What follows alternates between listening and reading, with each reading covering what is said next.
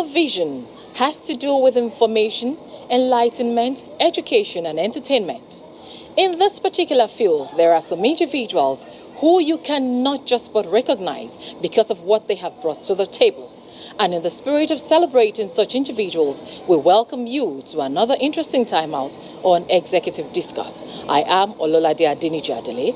On this week's episode of the show, I have found myself right here in the home of a producer of all producers. We also refer to him as a master storyteller, talking about the man, Peter Ego MFR. Come with me as we meet this man and reveal different sides to him, all on Executive Discuss.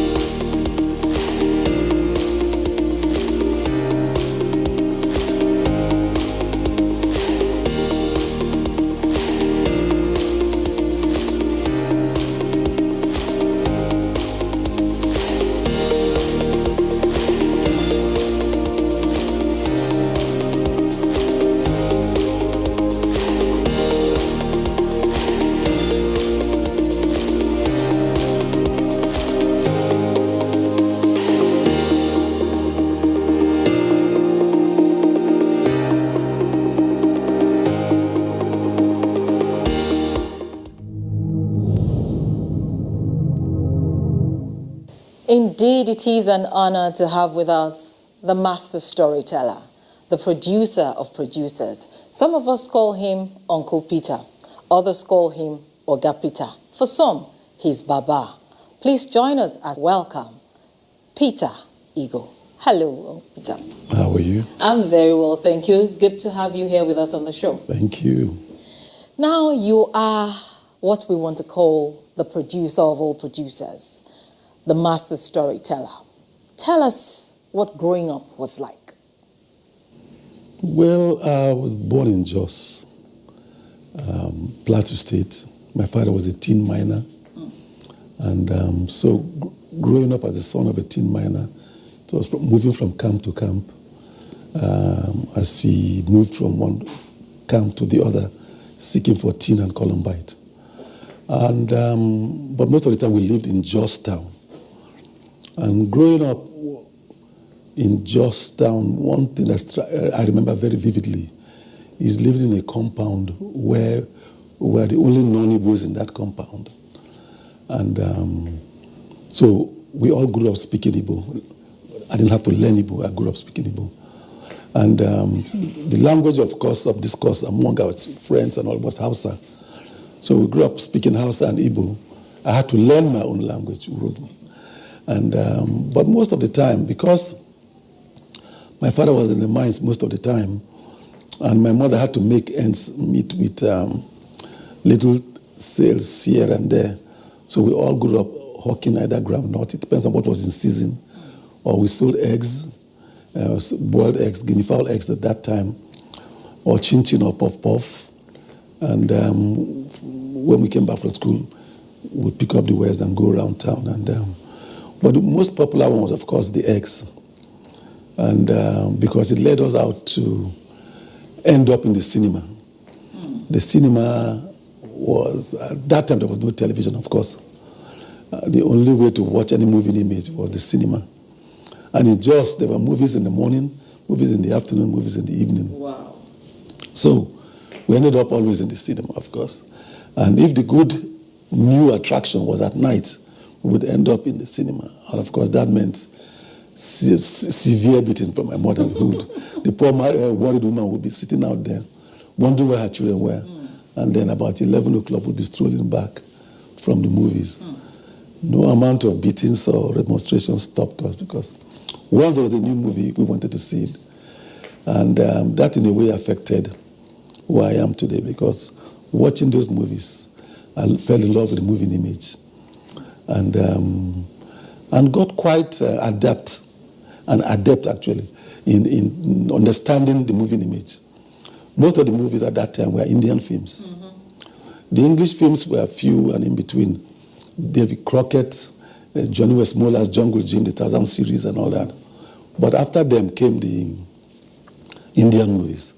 So we learned to sing Indian songs. We learned to dance Indian dances. And, but most of them were without subtitles. So we just watched. You didn't understand what they were talking about? We did. That's how come, because they were well produced. And surprisingly, at that age, I could understand what was going on. Some adults would even pay for me to watch and tell them what was happening. Okay, that's the actor, that's the waziri, this is what is happening and all that. I got to really, from a young age, understand the power of the moving image and using it to tell stories. So that basically is my growing up years. Is in Jos and all that. So and, somehow the cinemas led you into the career path you eventually chose. Now, I know that it just did not start like that. After cinemas, yes, of course, you went to school. Take us through your educational background. Well, primary school was in Jos. And secondary school went to St. John's College, Kaduna. I love literature, of course, which follows, of course, storytelling, understanding, watching and all that. Those years, you don't jump to university immediately. University start, I think, from the middle of the year or later part of the year. So you have to work from January to that time before going. And the school retained me to teach in the school. So I was teaching Form 1 and Form 2 before going to university. And while I was doing that, the principal, because he knew my interest in literature, asked me to organize a drama competition among the halls in the school. So I chose the existing popular books at that time, The Incorruptible George. And many of those books were popular. And we were short by one book. We searched and said and couldn't get a book for that. We selected all the existing published books that we knew. So the principal said, why don't you write one? You do so well in literature, why don't you write one? So I wrote. But because it was almost late, as I was writing, they were casting and whatever. By the time I finished, and they were going to perform, that was time for me to go to the university. I was there when I was told that when they came, they brought judges from the British Embassy and the American Embassy to adjudicate the productions. And my play came first. The story you wrote? That I wrote. Wow. What was the title of the story? It was called The Gods of Ancestors. So I said, oh, so I can write. So when I got to university, again, of course, in my final year in the university, we were divided into two groups, and we were told to produce a play on escape, the word escape. Each group was supposed to do that. And my group, there were so many voices about what to do, what to write, and but so when I found I was concerned, I told them, okay, we should all take a break over Friday and come back on Monday with new ideas. So that I went back and wrote a play on the word escape. And that was what was chosen, and we won in the two groups. Wow. So that gave me confidence to say that I could really write what was compelling. At that time, television was also coming up. NTV, Sokoto had about to set up their own television in 1975. So the choice was whether to go to television or to stay with culture. Arts and culture. My brothers and friends wanted me to stay with arts and culture. Because when we went to Lagos with all those things, so much money was given to us. Oh, okay. There was for a lot the money. For the money. We had so much. I, in fact, led this Northwest State team. I was one of the leaders of the team to Lagos. So there was so much money. They would come to my room and there was money lying all over the place. So they said, look, you must choose culture. That's where the money is. And don't forget, Festac was coming around the corner. Yeah. A lot of money was being pumped for culture and all that. And but I chose television. So the matter had to go to my father to settle. My father said, what do you want? I said, I want to go to television. I love from the cinema days, yes. I want to be a producer, to be able to. And my brothers would argue, what is produced and directed by? What is there? I will go to where the money is. And of course, the produced and directed by has opened more doors for me than money. Exactly, than money would have. So that is how I got into television. 1975, as a pioneer member of NTV Sokoto. For programs, it was all live in the studio. No camera to shoot outside. So we did all our productions live. We rehearsed all your actors, have the sets on set. We were all studio productions at that time. And once it was time, we'll take the news, and then in 10 minutes we're coming back to you. Exactly 10 minutes, count down to you, over to you, Studio One, and you are on. Wow. No margin for error. And no take two. No take two. So that was the atmosphere in which we grew up. And so that went on and on for quite some time. But the challenge was there. I felt confined by that working in the studio. At that time, 1975-76, all the television stations, the famous programs at that time were Village Headmaster, Sam and Jab, Masquerade, all studio-based programs. And I was producing studio-based programs also in Sokoto until 77, when NTA became one. All the stations that came under the umbrella of NTA. But we're now from NTV Sokoto, we're now NTA Sokoto. And when NTA became one in 77, one of the first things they said was they organized a competition among the stations so that they would have material, of course, for NTA network transmission. And I wrote, produced, and directed the entry from NTA Sokoto, a play called Moment of Truth. Yes, the award-winning production. Well, to cut the long story short, we were the winning entry. Mine was the winning entry. And when the next year came, the president at that time, Obasanjo, General Obasanjo, came up with Operation Feed the Nation. NTA decided that because of the popularity they saw when we transmitted the drama competition, they thought we should use a drama series to help support government endeavors.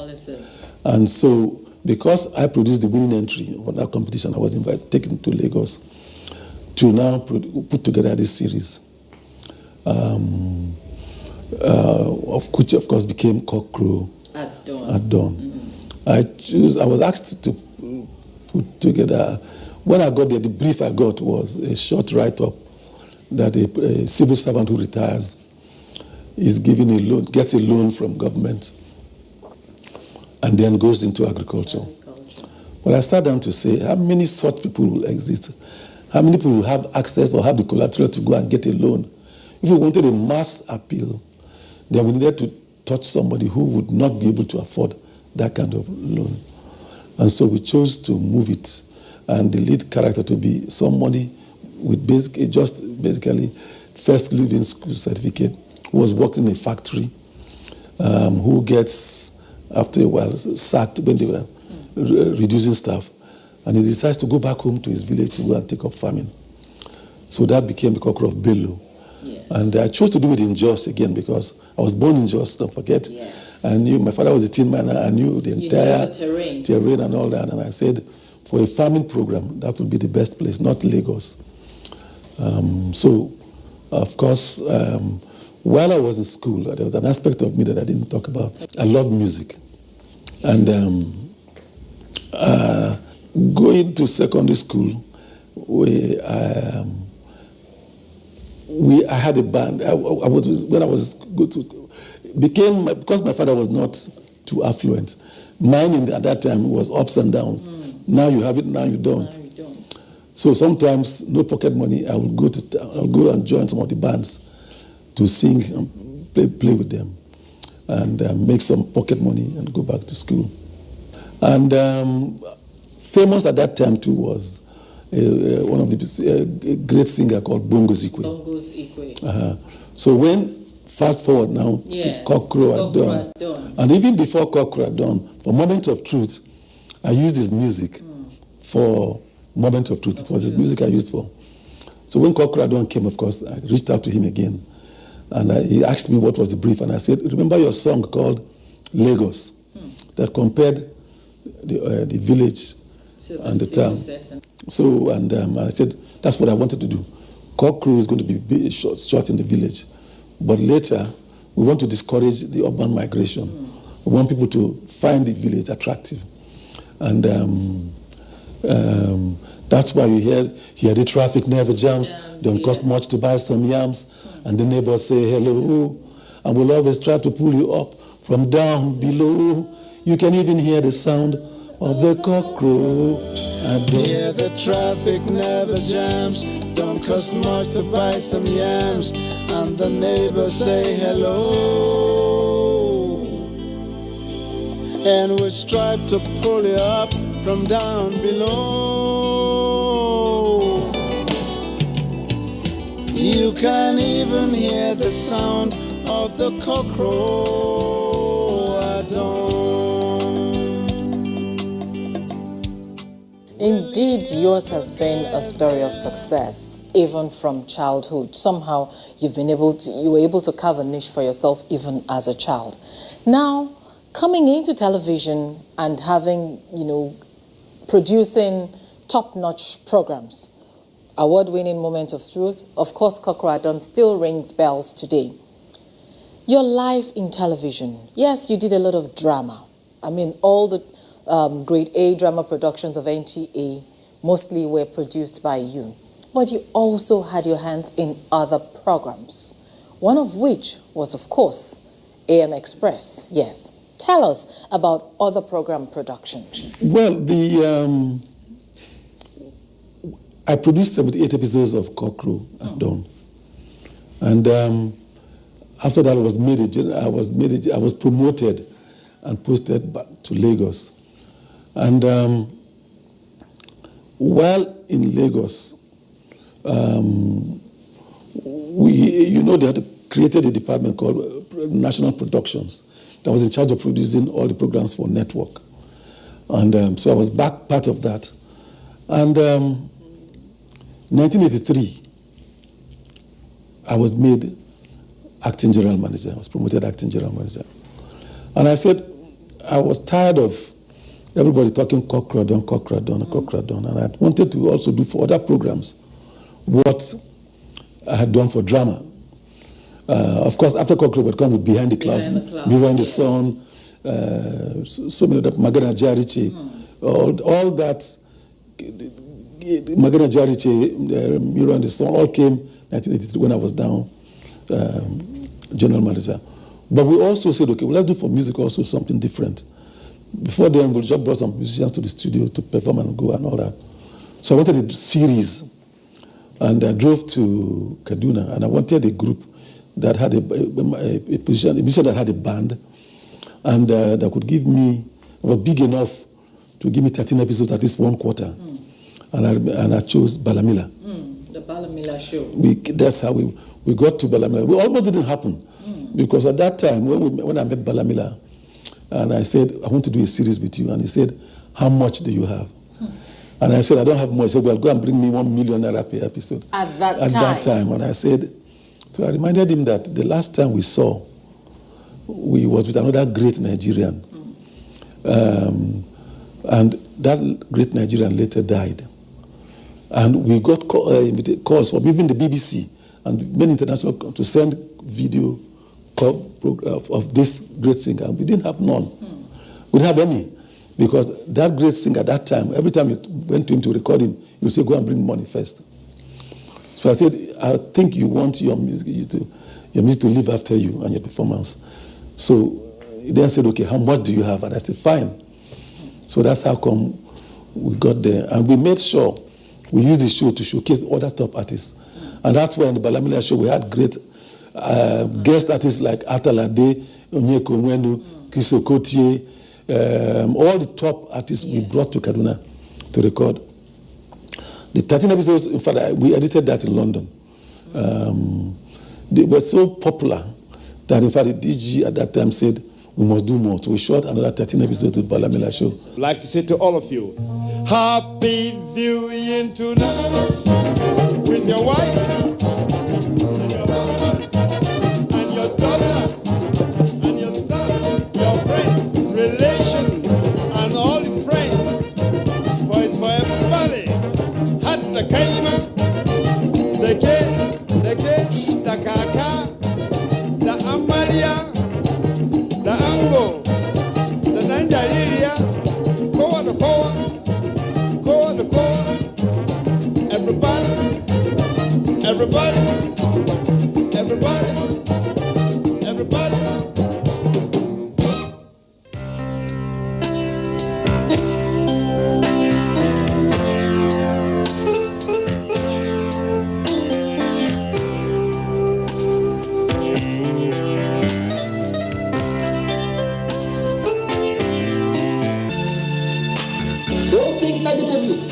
I am going to fight for my rights, and I'm going to get them.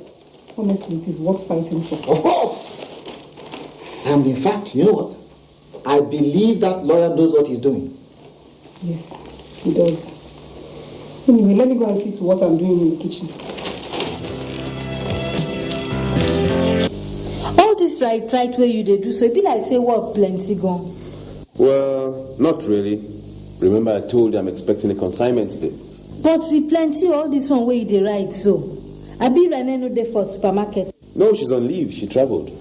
Oh, so madam go bring another sales girl.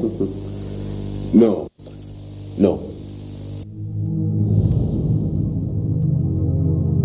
The man, Peter Igu, is a man of many faces. He's a man who knows how to manage human beings. He is a master man manager. I guess that's why he has been very successful in everything he dips his hands in. A private production company owned by one of the top northern film directors. He's late now, Adamu Halilu. He was the MD of Aske Films. He approached NTA and took that drama play that won the first position, which is Moment of Truth, to produce it into a major feature film. That was how I met Peter Igu. There are a lot of things I know about television, but the better part of my knowledge of television tactics, tricks, and all that was working with Peter Igu. Peter Igu. We call him Baba. And if I have to describe my relationship with Peter, how do I start? Because he's so much part of my life. He's my brother, he's my friend, a mentor, a boss. Name it, he is. Peter is an astonishing man. Absolutely tribalized, hardworking, focused, a go-getter. You name it, that is who Peter is. Absolutely creative, absolutely hardworking. This man happens to be a quintessential broadcaster, a very fantastic, fine producer, director. I could recall in those years when I used to hear about him, I did not even see him or know him much, but I used to watch programs in those days. The early programs like the Kokora Dawn, the Mirror in the Sun, and the rest of them. At the end of the program, end credit, you always see executive producer Peter Igu. Executive producer Peter Igu. I was wondering, who is this man? Is he a musician? Is he a spirit? That he's everywhere when it comes to NTA entertainment screen. Until I came across him on one-on-one. I think it was about in the early 2000 or so when I was transferred to Lagos. One thing about Mr. Peter Igu is that if he's on production, you don't even know that he is an executive, that he is an administrator, that of executive cadre. No. He drops that glory of that exalted position and put on, of course, the kit of a producer or director on location. You obviously lived on passion. It was your passion that was the driving force and got you to where you were. I'm sure that in spite of your passion, there were challenges along the way, in you attaining your goals and your dreams. Take us through some of these challenges. There was a time I was invited by the TV college to talk to producers and all the rest of them. And I asked them, how many of you are in this production because of the glamour you see? And almost all of them put there.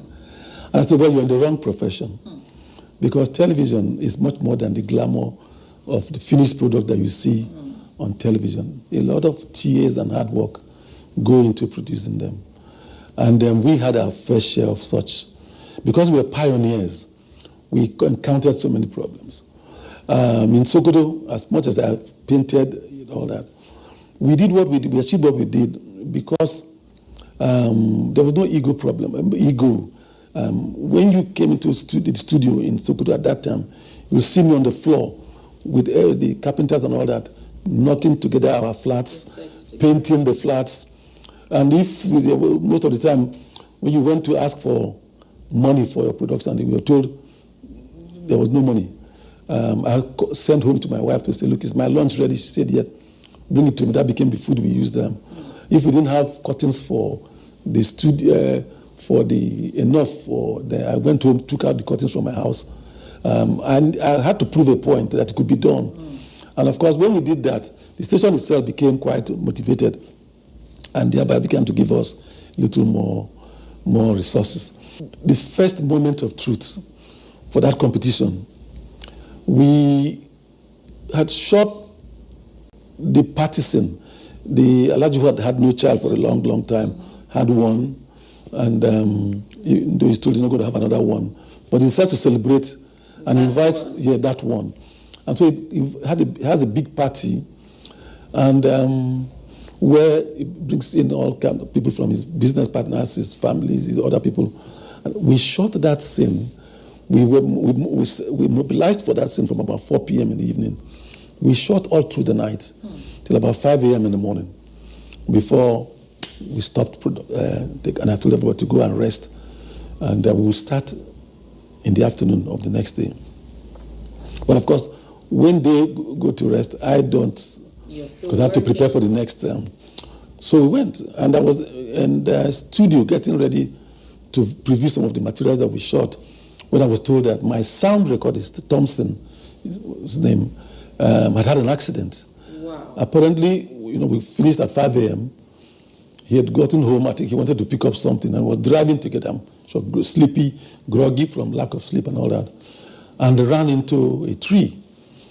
By the time we got to the hospital to check, he was already dead. Goodness. And this was the day after we shot that picture, but production had to continue.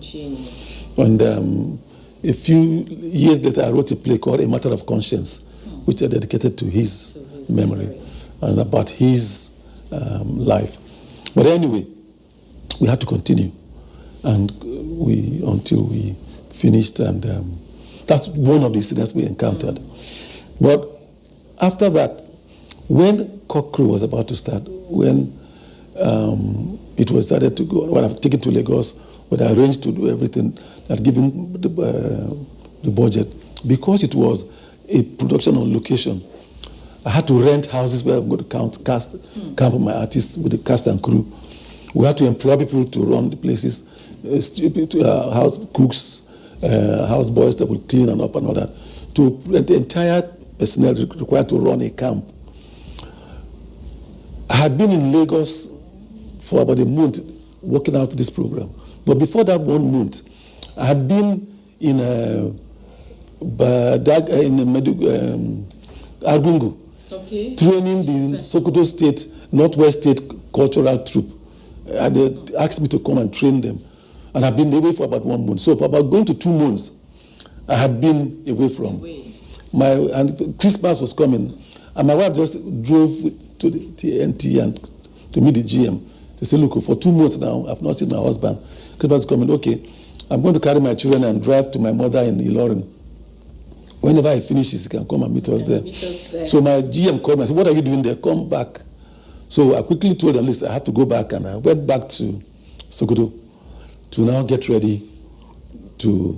But because I had left my wife for so long, I decided that I couldn't leave her. But I had to go around to make contact with the artists. Asimu Yero in Zaria, Lantana in Zaria, a few other people in Kaduna and all that. Then to go and pay for those and all that. So I took my wife. She was pregnant then. Wow. We drove, and of course, I was the young person then, driving from Sokoto to Zaria, to Kaduna, to Jos, and back. Then, of course, I had to take them back. We got back after about 5 days of this journey, tortuous journey, to Sokoto. Got back to Sokoto, and the GM said, I hear you're leaving in a few days' time. You cannot leave until you produce the end-of-year music entertainment program you normally produce. Wow. So because I was tired of driving, I left the car at home, which thank God I did. And I went to the station to produce. We walked till very late at night. And took the car brought me home. And first thing I noticed was my car wasn't there. And I wondered, had my car been stolen and all that. So I saw the security man who said, there was a problem here. Madam was not well. And we couldn't find you. So she entered the car and drove herself to hospital. Oh, goodness. So I drove to the hospital straight. Where God, they took me to the hospital. And I saw my car outside the hospital gate. And I said, what was happening? So they said, the woman who came here fainted when she got to the gate. So they rushed her to the theater. She had lost the baby. Goodness. So she was admitted. But I had to leave the next day because people were going to start arriving in the camp. Wow. And if I, the producer, was not in camp to make all the get them ready, the whole team will collapse. So I had to beg my wife to say, listen, I know you've gone through a lot, you've lost your baby and all that, but I promise you, this production, I don't know, I have a strong feeling this is going to be a major success, and I don't want to be the cause of the failure of that program. My brother was around, so begged him to stay with her and all that. So we left. So that's the background in which we started Cockerel at Dawn. So these are, and there are so many challenges like that. Many producers who gave their soul and to produce these things that people see and just clap and laugh and move on. But so this is part of the sacrifice we as producers have made over the years. And when years later Nollywood came and they gave me a Lifetime Achievement Award as one of the pioneers who had influenced the industry, I dedicated the award to her and to my children because, like I said at that time, they had suffered. They grew up. Your wife and your children were grown up without you. So the success was achieved on the altar of the sacrifice we paid for not being a good husband. I mean, to be at home, available husband, or for your children. So they grew up without you. So these are the things that we pay, and I think it's both ways. Wow. 7 years of the AMPCA. This is the first time that father and son are winning in the same night. Will he ever make it? Will he ever hear the sound of the cockcrow at dawn?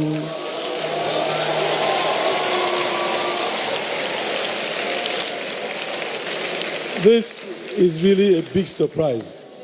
How they managed this without my knowledge, I cannot tell. But I'm happy to be here. It's one thing we always say in the African tradition that you want to grow, but you want to see your children grow bigger. I'm happy to say that I'm alive to see my son and other children grow bigger than we did. The other time I got a Lifetime Achievement Award, I dedicated it to my family, my wife and children, because half the time people see only the glamour. They do not see the pains, the tears that you spend while you are entertaining people that your family at home suffers. But I'm glad to say that my family has been there all the time and supported me everywhere I've gone. The NTA family, the Nigerian television family, analog to digital.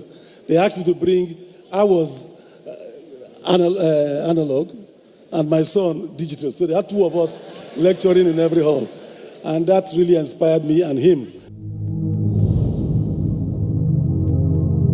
We've heard so much about the challenges of the job and how it has impacted the family of the Eagles. Why not let's meet a few members of his family? Let's see and hear what they have to say, talking about the children and the wife of Peter Eagle.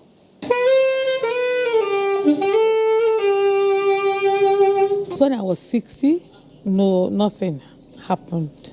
So it's a big surprise, and I thank them for that, especially my husband, my children. He's always been a man of integrity all his life, and that's one of his greatest strong points, because he tells you if you live by integrity and do the right things, it will pay off at the end.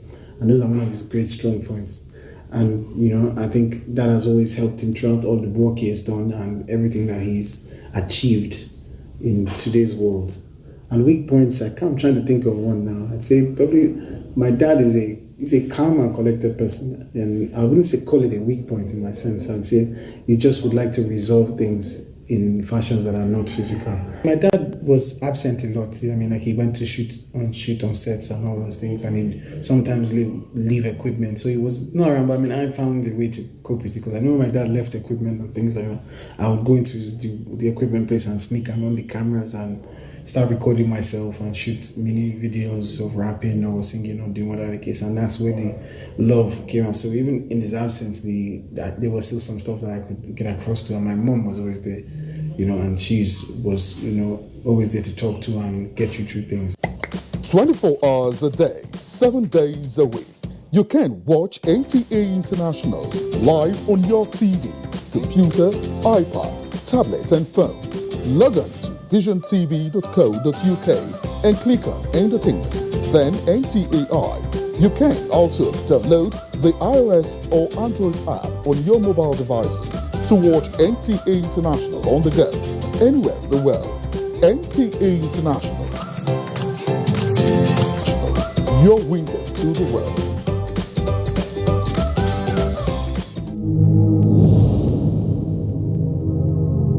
The man Peter Igho has touched so many lives, and he's got some people that are quite close to him.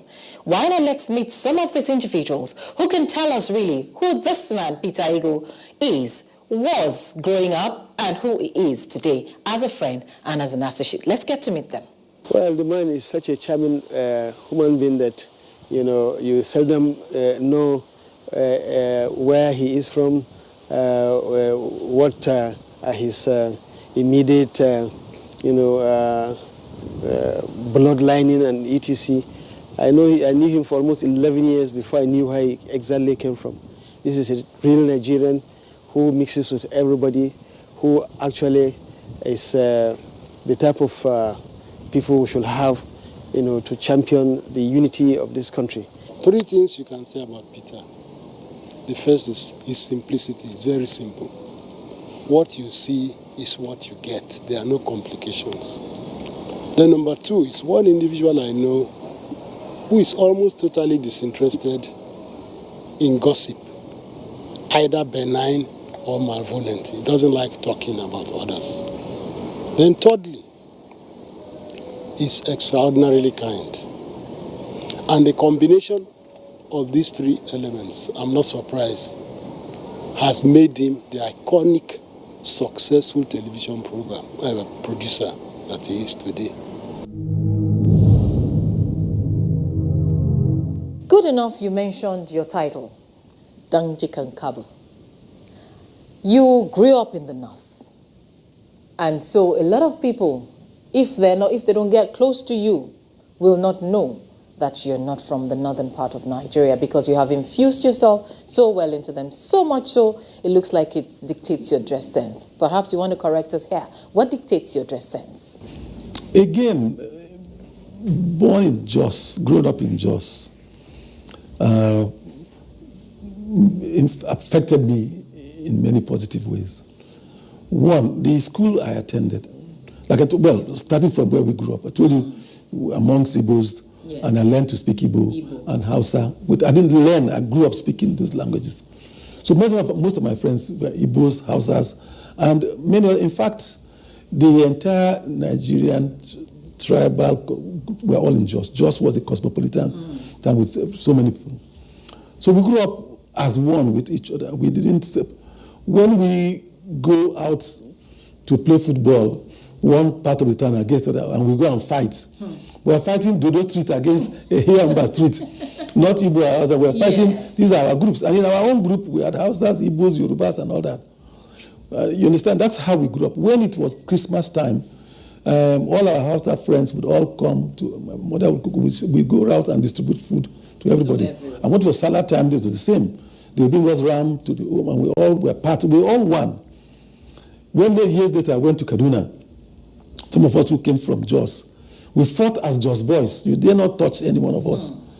When I left university and I went to Bida, and I heard Nupe being spoken, I said, so one of our friends who's Nupe, one family friend. So I said, this is where they come from. I thought all of us came from Jos.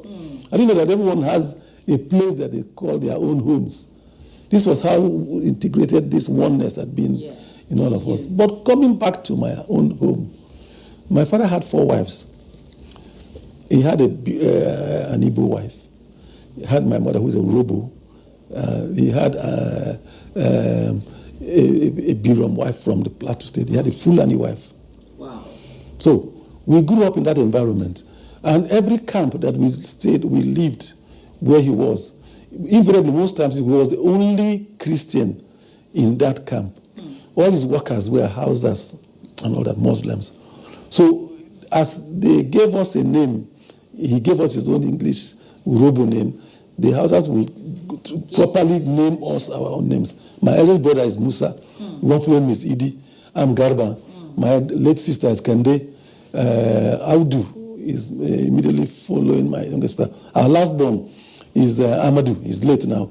The father of Karen, who won bring brother. So this was the environment in which we grew up. And like I said, Bida had meant so much to me. It was in Bida that I did that play that became became the national honor. It was in Bida I met my wife. It was in Bida I had my first daughter, who went back to school in Bida and ended up marrying somebody from Bida. Wow. So our family is multi-religious, multicultural. So you cannot use religion or tribe against, or use us to fight any wars or whatever. And so that's the background from which I came. And when I went to Sokoto, Northwest State, like I told you, in Bida, I could have wanted to promote Urobo. But because I was in Bida, I chose to promote what was there with me. And so Nupe and what it represented and wonderful people who they were, we were able to expose to Nigeria from that play. And they too had received me openly and at one. And when I went to Sokoto too, while I was in Sokoto, most of the the chief cultural officer, the chief principal officers of all Muslims and others, took me as their own, as one. And any problem we had, they were there to assist. So this was the environment in which we grew up. And when I got this title, it was because of that production that we done for Northwest State. And also the fact that I trained the Northwest State Cultural Troupe also in Argungu. But more than that, almost every Argungu Fishing Festival, I led the team to go to cover the fishing festival. But on top of that also, Moment of Truth, that won that first NTA thing, was bought by a private film, one of the filmmakers I mentioned, Adamu Alilo. They did a cooperation with the NTA, and we shot a movie of Moment of Truth. And we were camped in Argungu. On top of that again, we now shot the movie on the Kantar of Kebbi, the founder of the Kantar Empire, the Kebbi Empire. Yeah, so I had been part of the family of there. So it was in recognition of all that I've done and all the years that I spent, I was given that title, that Danjik Kebbi, the grandson of the ruler of the Empire of Kebbi State, the Kebbi Empire. And of course, to a large extent, it also dictates your dress sense. Not really. For me, it's convenience. So I have a lot of suits and safaris and all that. But dry cleaning them is a lot of trouble. It's easier to wash these and wear. So more convenience than, but of course, when you live in Rome, you behave like the Romans. The Romans do. How many languages does Peter Ego speak? Well, enough to get by. I found at a very early stage that when you meet someone and you speak to him in his own language, it opens doors. It breaks down barriers, and it leads to stronger friendship and clears distrust and all that. So it has helped me a lot of ways. When I went to university, from the whole of the first year I was there, nobody really knew where I was from. I attended the meetings with the Igbos. I attended the Hausa meetings with the professors. I attended the Delta meetings and all that. My roommate, one of the roommates I met later, was a Yoruba, an elderly person. And when he saw I could speak Igbo, Hausa, and Yoruba fluently, he said, "What about Yoruba?" I said, "Smart." He said, No. From today, I'm not going to talk to you in any other language but Yoruba. So for the whole year, he spoke to me only in Yoruba and all that to ensure that.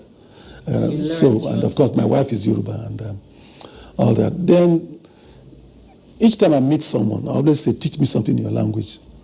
So, Idoma, Igala, TV, Igbira. I smattering of all those ones because, like I said, I listen well, and again, people say I have ears for languages, and I think I do. And I'm able to pick up distinctions between various languages, and what makes them difficult, what are the difficult areas, and how to navigate against the ones to help. But it has helped, and I'm glad for it. You're glad for it. A true Nigerian, I must say. Now, Peter Igo, we know that, yes, you retired from NTA, you took up appointment with the Lottery Commission and all of that. It seems that even in retirement, you're still busy. You still find one thing or the other to engage yourself. Do you rest at all? He who rests, rusts. Success and health comes only to he who moves. So, basically, I mean, I'm a very restless person. My friends, my family, everyone knows that. I can't sit in one place. I'm like the song Bongo system. I'm a road runner, and I can't sit in one place a long time. I can't really sit down in one place a long time. It has helped me in many ways because if I'm not active, I will not be who I am or what I am today. And that's why I still play golf. I play my golf at least 4 times a week. At least 9 holes of golf, 3 times a week. Then on Saturdays, maybe I play 18 holes of golf. And it doesn't require sharp bursts of energy. Okay. You just walk at your pace. And of course, you are out there in the open, breathing fresh air, meeting with people, because meeting people and chatting with people is also part of health being and all that. So, and of course, I started having a family at an early age. So I'm still my children are still at that age where I interact with them. Even my grandchildren who are growing up now. I've introduced some of them to golf, and some of them are acting now. In Tosin's movie now, 7, one of them acted in the movie. So it's for me, it's part of my health, well-being. But like I started by saying, I know that if you do not keep yourself busy, you will rust. And even the brain dies if you do not keep it active. So I still write. I'm actually working on a movie now, a play story now. One of those I've done before. We're putting it together now to shoot a movie from that. I'm working on a series also. And just recently, I've been called by the DGNTA. Of course, yes. We are working together now to reboot the classics. They bring back those classics, Village Headmaster Samanja, Masquerade, Magana Jariche, and possibly Kokoro at Dawn. So we must be grateful to the DG and his management who have realized that the quality of your establishment is judged by the quality of the content that you should. I would love to see and hear Peter Igo say. No, I mean, my voice is not in the best of... We sang that time not because I have a friend, he's listening to this interview now. In secondary school, you became popular, or you didn't have a girlfriend if you couldn't sing. And so songs like, don't you know I love you, please don't break my heart in two. That's not how to do, cause the heart don't have a wooden heart. And when you say goodbye, then I know my heart will break. Maybe I would die, cause the heart don't have a wooden heart. And so on and so forth. And wow. So you had to do that, sing with soul, and otherwise you had no girlfriend. But just jokes apart, we were young, we enjoyed ourselves, we had no what's in the hand. And so singing was part of, like I said, I would leave school to go and join a band and sing. And we had a group in the university called the QMax. I was the lead singer, and our lead guitarist is listening to this, but I'm sure you're going to talk to him later. Yes. So it's something that makes me happy. I can sing, whenever anything sad comes up, I sing, and I can sometimes sing myself to tears, make myself happy. And my mother used to do a lot of that. Every time things were poor, she would tell us a story. She was a great storyteller. And most of the stories I tell my grandchildren are from my mother. And even Magana Jariche, I read in Hausa. My dad had the book, and I read that from my father at that time. So, well before we came to prison, I had read Magana Jariche. And so it's good to be happy. It's nice to be. And singing is one of them. I sing to my grandchildren many times. They come and sing. Sometimes my wife will say, "Okay, sing me that old song." That song. So it's a happy thing, but. Thank you so much, Peter Igo. Thank you. I mean, it's always a delight to be in your company, to listen to you talk. Thank you very much. It's always nice to come back home. Yes. To the NTA. Thank you very much. Thank you very much. I have been speaking with the master storyteller, the producer of all producers, as we call him in the NTA, talking about Peter Igo. MFR, actually, because he has that tag on him in terms of his contributions to the Federal Republic of Nigeria. The show is Executive Discuss, and we do hope we've made an impact on you today. Let's do this again, same time next week. Bye-bye.